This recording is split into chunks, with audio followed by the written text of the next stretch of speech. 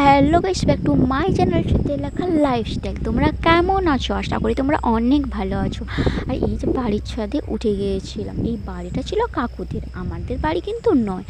আর বাড়ির ছাদে উঠেই আমি পুরো পরিবেশটা দেখাচ্ছিলাম। আর এই যে দেখো, আম পাড়তে চলে এসেছি, আমগুলো দেখাচ্ছিলাম যে কোন আমটা পারবো। ফাইনালি কিন্তু আম একটা পেড়ে নিয়েছি, আর একটু ক্যারামতি দেখাচ্ছিলাম।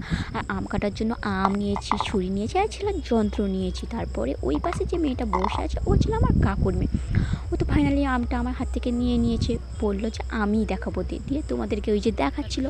তারপরে আমটা কিন্তু জলে সুন্দরভাবে ধুয়ে নিচ্ছিল পরিষ্কার করে। তারপরেই তো ও ছুরি নিয়ে আমটা কাটছিলো। তারপরে ভাবলাম যে ঠিক আছে, ওই কাটুক। তারপরে আমি কিন্তু ওর হাত থেকে নিয়ে নিয়েছি, ও কাটতে পারছিল না। তারপরে আমটা আমি সুন্দর করে কেটে হাফ করে দেখালাম।